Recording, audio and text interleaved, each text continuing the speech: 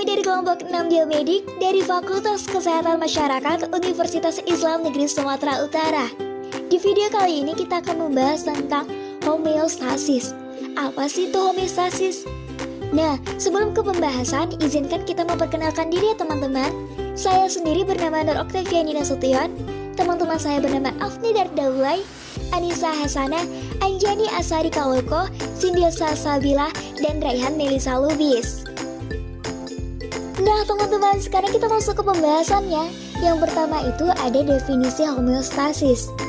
Homeostasis adalah kondisi keseimbangan dari lingkungan internal karena interaksi berbagai proses dalam tubuh manusia. Homeostasis merupakan kondisi yang dinamis. Berbagai usaha akan dilakukan tubuh agar kembali dalam kondisi seimbang. Contohnya adalah kadar glukosa darah yang berada antara 70-100 mg per desiliter. Masing-masing struktur dari tingkat sel sampai sistem organ akan menjaga agar kadarnya dalam darah tidak melewati batas atau normal. Homeostasis adalah pemeliharaan atau melalui mekanisme fisiologis tubuh.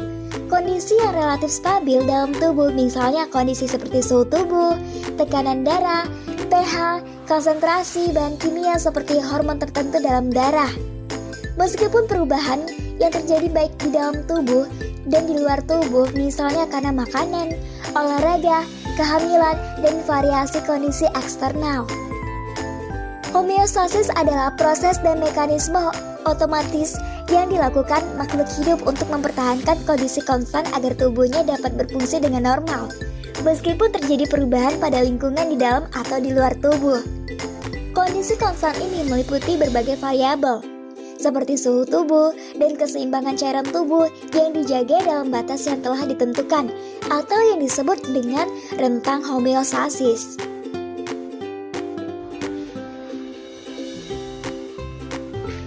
Dasar mekanisme homeostatis.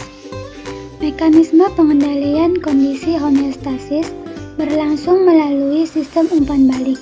Akan tetapi, kita tidak boleh lupa bahwa ada dua macam sistem umpan balik, yaitu umpan balik positif dan negatif. Sistem umpan balik yang berfungsi dalam pengendalian kondisi homeostatis pada tubuh adalah sistem umpan balik negatif.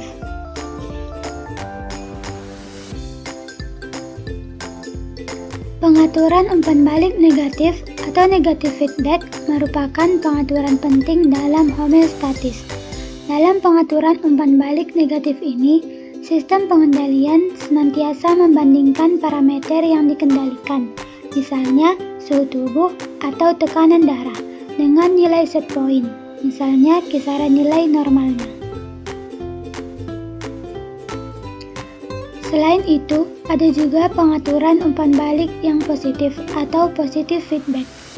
Pengaturan ini tidak bersifat homeostatis karena akan memperbesar respons. Umpan balik negatif. Suhu tubuh kita sendiri dipertahankan di dekat titik pasang 37 derajat Celcius melalui kerjasama beberapa perputaran umpan balik negatif yang mengatur pertukaran energi dengan lingkungan. Salah satu umpan balik tersebut adalah pengeluaran keringat sebagai suatu cara untuk membuang panas hasil metabolisme dan mendinginkan tubuh. Termostat dalam otak memonitor suhu darah. Jika termostat tersebut mendeteksi peningkatan suhu tubuh di atas titik pasang, termostat itu akan mengirimkan impuls saraf yang mengarahkan kelenjar keringat untuk meningkatkan produksi keringatnya, sehingga menurunkan suhu tubuh dengan cara pendinginan melalui penguapan. Ketika suhu tubuh turun di bawah titik pasang, termostat di otak akan berhenti mengirimkan impuls ke kelenjar keringat tersebut, dan tubuh akan menahan lebih banyak panas yang dihasilkan oleh metabolisme. Umpan balik positif.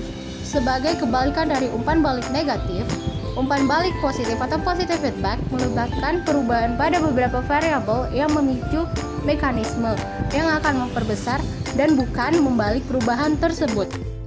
Contohnya, selama proses kelahiran bayi, tekanan yang diberikan oleh kepala bayi pada sensor di dekat pembukaan uterus merangsang kontraksi uterus, yang kemudian memperbesar tekanan terhadap pembukaan uterus, mempertinggi kontraksi, dan selanjutnya akan menghasilkan tekanan yang lebih besar.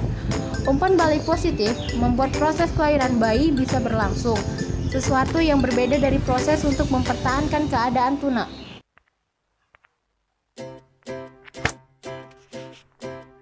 Nah, selanjutnya, tubuh kita dapat mengatur agar kembali pada kondisi yang seimbang dengan berbagai mekanisme umpan balik.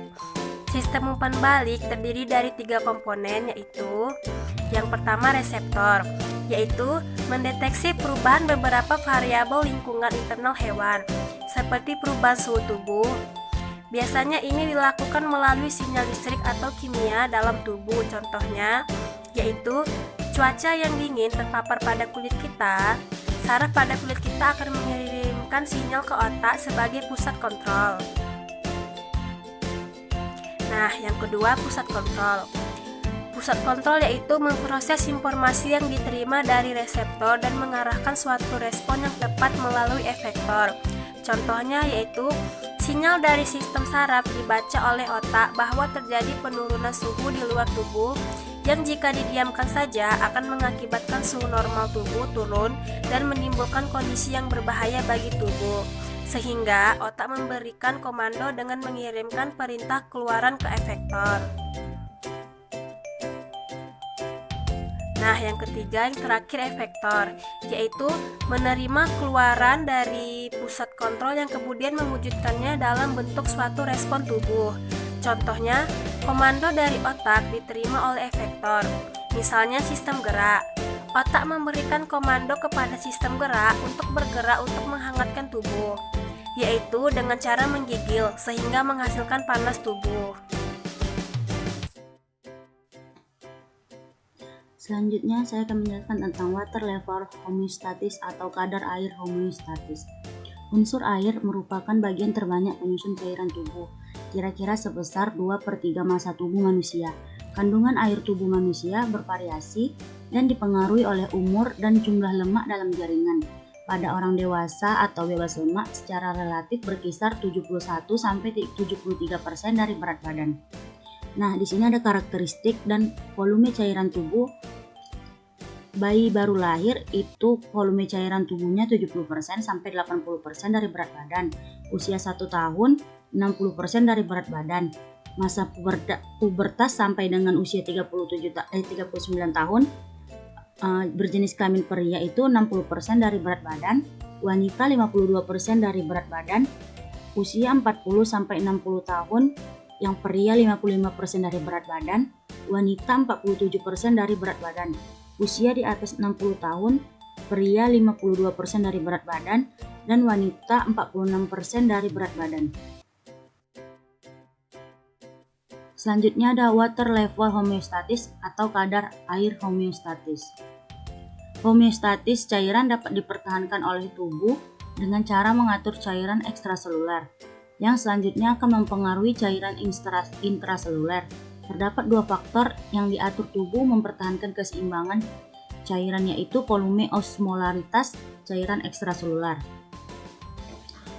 Pengaturan osmolaritas dilakukan dengan cara mengatur air, sumber air dalam tubuh antara lain yang bisa diminum, air dalam makanan yang dimakan, serta air yang diproduksi dari proses metabolisme. Sedangkan sumber air output dalam tubuh kita antara lain berupa insensible water loss, keringat, feses, dan urin. Selanjutnya, pengaturan osmolaritas dilakukan dengan cara mengatur air, sumber air dalam tubuh antara lain air yang diminum, air dalam makanan yang dimakan, serta air yang diproduksi dari proses metabolisme. Sedangkan sumber output air dalam tubuh kita antara lain berupa insensible water loss, keringat, feses, dan urin. Sumber air minum jumlahnya 1.500 sampai 2.000 ml per hari. Air dalam makanan 700 ml per hari. Air dari hasil metabolisme tubuh 200 ml per hari. Jumlahnya 2.400 sampai 2.900 ml per hari. Apakah berkeringat merupakan mekanisme tubuh untuk mengatur pembuangan air di dalam tubuh? Berkeringat bukanlah mekanisme normal tubuh untuk mengatur pembuangan air di dalam tubuh. Karena berkeringat lebih karena proses tubuh untuk mengatur suhu dan bukan cara tubuh untuk mengatur status hidrasi. Begitu pula pengeluaran feses juga tidak dimaksudkan untuk mengatur status hidrasi tubuh. Dengan demikian, tubuh mengatur jumlah air melalui kerja ginjal dan mekanisme haus.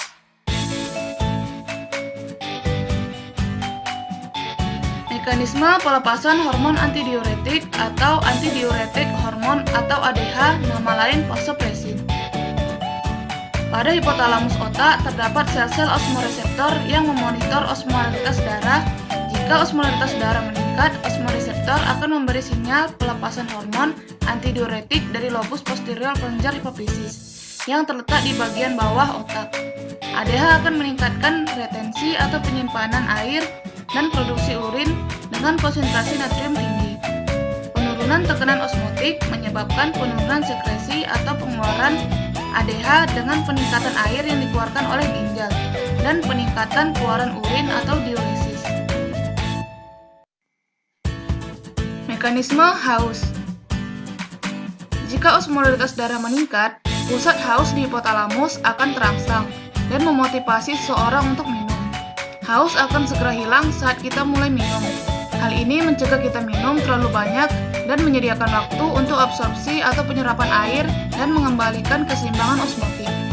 Reseptor haus biasanya tidak terangsang sampai ADH dikeluarkan. Hal ini untuk memastikan semua air yang diminum tertampung oleh ginjal. Q&A session atau sesi tanya jawab. Bagaimana jika ada seseorang yang mengalami gangguan di dalam tubuhnya, sehingga mekanisme homeostatisnya tidak dapat bekerja dengan baik? Apa kemungkinan yang dapat terjadi kepada orang tersebut? Salah satu dampak gangguan mekanisme homeostatis pada tubuh adalah penyakit diabetes insipidus. Penyebab diabetes insipidus adalah ketidakmampuan tubuh dalam menyeimbangkan kadar cairan tubuh dengan baik. Normalnya, tubuh dapat mengatur keseimbangan antara cairan yang diminum dengan banyaknya urin yang diproduksi. Cairan yang berlebih dalam tubuh akan dikeluarkan ginjal dalam bentuk urin. Jika terjadi dehidrasi, kelenjar hipofisis akan mengeluarkan hormon antidiuretik atau ADH ke ginjal untuk menahan cairan dalam tubuh dan mengurangi produksi urin. Sedangkan diabetes insipidus terjadi saat tubuh tidak cukup menghasilkan ADH. Kurangnya kadar sekresi ADH disebabkan tidak normalnya sistem saraf pusat yang disebabkan oleh trauma, tumor, ensefalitis atau pembengkakan hipotalamus atau pengangkatan kelenjar pituitari. Atau dapat juga terjadi diabetes insipidus nefrogenik yang muncul ketika tubuh memiliki hormon antidiuretik yang cukup untuk mengatur produksi urin, tapi organ ginjal tidak merespon terhadapnya. Kondisi ini mungkin disebabkan oleh kerusakan fungsi organ ginjal atau sebagai kondisi keturunan. Pasien diabetes insipidus melepas kadar air yang tinggi pada setiap kali urinasi atau sering buang air kecil dan memiliki rasa haus yang berlebihan. Hal ini menyebabkan darah menjadi mengental, mengakibatkan pasien mudah merasa haus. Komplikasi yang bisa terjadi akibat diabetes insipidus antara lain gangguan keseimbangan elektrolit dalam tubuh serta dehidrasi.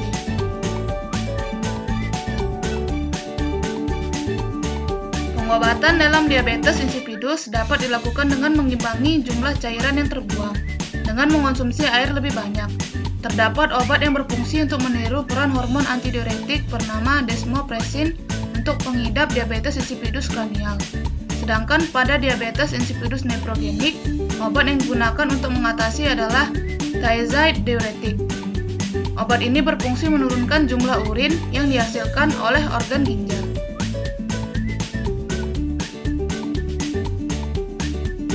Jelaskan bagaimana sistem kontrol air pada homeostatis. Homeostatis cairan dapat dipertahankan oleh tubuh dengan cara mengatur cairan ekstraseluler, yang selanjutnya akan mempengaruhi cairan intraseluler. Mengatur atau mengontrol cairan ekstraseluler tersebut dengan cara osmolaritas. Mekanisme pengaturan dilakukan melalui dua cara, yaitu kendali osmolar dan kendali non-osmolar. Seperti yang dibahas sebelumnya, osmolaritas cairan ekstraseluler atau darah dikontrol melalui dua mekanisme, yaitu pelepasan hormon antidiuretik hormon atau ADH dan mekanisme haus. Mekanisme kendali non-osmolar meliputi beberapa cara, yaitu refleks stretch reseptor dan refleks baroreseptor. Mekanisme pelepasan hormon antidiuretik hormon atau ADH. Pada hipotalamus otak terdapat sel-sel osmoreseptor yang memonitor osmolaritas darah. Jika osmolaritas darah meningkat, osmoreseptor akan memberi sinyal pelepasan hormon antidiuretik dari lobus posterior kelenjar hipofisis yang terletak di bawah bagian otak. ADH akan meningkatkan retensi atau penyimpanan air dan produksi urin dengan konsentrasi natrium tinggi. Penurunan tekanan osmotik menyebabkan penurunan sekresi atau pengeluaran ADH dengan peningkatan air yang dikeluarkan oleh ginjal dan peningkatan keluaran urin atau diuresis. Mekanisme haus. Jika osmolaritas darah meningkat, pusat haus di hipotalamus akan terangsang dan memotivasi seseorang untuk minum. Haus akan segera hilang saat kita mulai minum. Hal ini mencegah kita minum terlalu banyak dan menyediakan waktu untuk absorpsi atau penyerapan air dan mengembalikan keseimbangan osmotik. Reseptor haus biasanya tidak terangsang sampai ADH dikeluarkan. Hal ini untuk memastikan semua air yang diminum tertampung oleh ginjal. Refleks stretch reseptor. Pada dinding atrium jantung terdapat reseptor stretch apabila terjadi dilatasi atrium kiri. Bila reseptor ini terangsang, maka akan timbul impuls aferen melalui jalur simpatis yang akan mencapai hipotalamus. Kemudian akibat aktivitas sistem hipotalamus, hipofisis akan disekresikan ADH. Refleks baroreseptor. Bila tekanan darah berkurang, baroreseptor karotid akan terangsang sehingga menyebabkan impuls aferen yang melalui jalur parasimpatis menurun. Akibatnya terjadi hambatan efek hipotalamus terhadap hipofisis sehingga sekresi atau pelepasan ADH meningkat. Bila terjadi peningkatan tekanan darah, impuls aferen akan mempengaruhi hipotalamus yang akan menginhibisi atau menghambat hipofisis posterior sehingga sekresi ADH berkurang.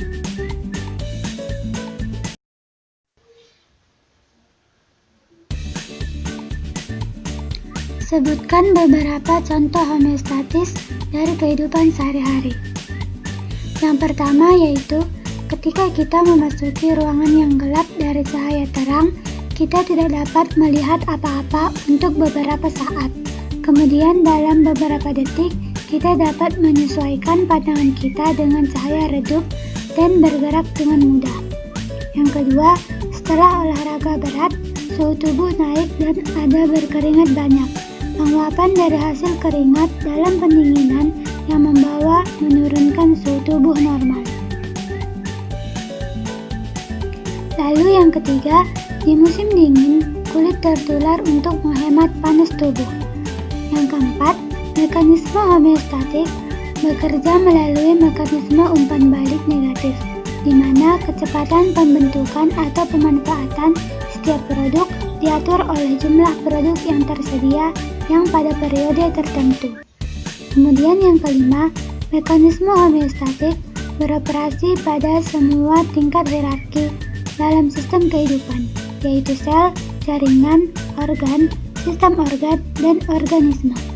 Ini terjadi pada hampir semua bentuk kehidupan dan memberikan kontribusi untuk keseimbangan di alam.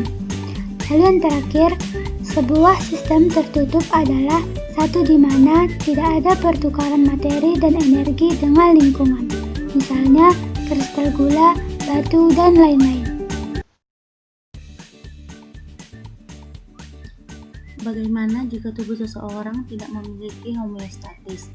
Apakah homeostatis dapat terganggu? Apakah faktor penyebab terganggunya homeostatis? Homeostatis adalah mempertahankan kondisi seimbang tubuh manusia, dan keseimbangan tubuh dapat berubah-ubah sesuai kondisi lingkungan, baik dari luar tubuh atau dalam tubuh. Lingkungan di dalam dan di luar tubuh tersebut dapat mempengaruhi perilaku kita demi mendapatkan kondisi tubuh yang nyaman. Ini adalah proses adaptasi yang dimiliki oleh manusia untuk mempertahankan hidupnya. Jadi, seseorang yang tidak memiliki homeostatis, otomatis dia mengalami gangguan homeostatis Tapi kebanyakan gangguan homeostatis bersifat ringan dan hanya sementara, karena sel-sel dalam tubuh akan segera membaca perubahan yang terjadi dan segera menyesuaikan diri dengan kondisi tersebut. Namun, bisa juga homeostatis terganggu dalam waktu yang cukup lama. Misalnya ketika tubuh terkena infeksi yang menyebabkan tubuh menjadi lemah dan sakit. Jelaskan fungsi pengaturan umpan balik positif dan bagaimana mekanisme kerjanya. Nah, mekanisme umpan balik positif adalah mekanisme di mana informasi balasan ke sistem meningkatkan atau memperlama, bukan mengurangi penyimpangan dari kondisi fisiologi asal. Salah satu umpan balik positif terjadi saat membran saraf dirangsang. Rangsangan dapat mengubah permeabilitas membran terhadap ion-ion natrium yang kemudian mengalir melewati membran. Arus ion natrium kemudian menambah permeabilitas membran terhadap ion natrium sehingga ion natrium yang melewatinya semakin banyak. Hasil dari kejadian tersebut adalah cetusan dari impuls saraf. Contoh lain umpan balik positif ialah pada saat terjadi pembekuan darah, cetusan pada proses pembekuan darah menyebabkan keluarnya zat-zat kimia yang mempercepat proses pembekuan darah. Proses homeostasis dapat berubah apabila tubuh mengalami stres, lalu tubuh pun mengirim sinyal alamiah yang akan melakukan mekanisme pertahanan diri guna menjaga kondisi yang seimbang. Bagaimana cara tubuh kita menjaga kondisi homeostasis? Tubuh kita memiliki sistem pengaturan yang selalu membawa kondisi di dalam tubuh ini menuju ke arah seimbang. Sistem pengaturan ini terutama dikerjakan oleh sistem saraf dan sistem hormon. Sistem saraf menyampaikan pesan yang terjadi di dalam tubuh, serta meresponnya dengan cara menghantarkan sinyal-sinyal listrik antar serabut saraf.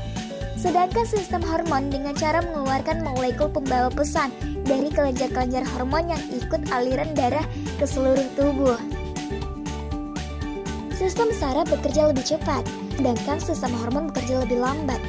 Keduanya dapat bekerja sendiri-sendiri atau bersamaan, dan ini telah diatur oleh sistem di dalam tubuh manusia untuk mencapai tujuan akhir yang sama, yaitu kondisi homeostasis. Tubuh kita melakukan sistem pengaturan dengan sistem umpan balik. Sistem umpan balik adalah suatu siklus yang memantau tubuh kita, mengevaluasi, mengubah, memantau kembali, mengevaluasi kembali, dan demikian seterusnya sampai tercapai kondisi homeostasis. Sistem umpan balik terdiri dari 3 komponen, yaitu reseptor, pusat kontrol, dan efektor. Faktor yang mempengaruhi homeostasis yaitu konsentrasi O2 dan CO2, konsentrasi zat sisa, pH, konsentrasi garam-garam, air, dan elektrolit-elektrolit lain, suhu, volume, dan tekanan. Faktor apa saja yang mempengaruhi homeostatis? Dan apakah semua sistem tubuh terlibat dalam homeostatis? Jika tidak, apa saja sistem tubuh yang terlibat dalam mekanisme tersebut? Proses homeostatis dipengaruhi oleh kondisi fisik dan kondisi psikologis serta sosial. Kebanyakan gangguan homeostatis bersifat ringan dan hanya sementara karena sel-sel dalam tubuh akan segera membaca perubahan yang terjadi dan segera menyesuaikan diri dengan kondisi tersebut. Namun, bisa juga homeostatis terganggu dalam waktu yang cukup lama. Misalnya, ketika tubuh terkena infeksi yang menyebabkan tubuh menjadi lemah dan sakit.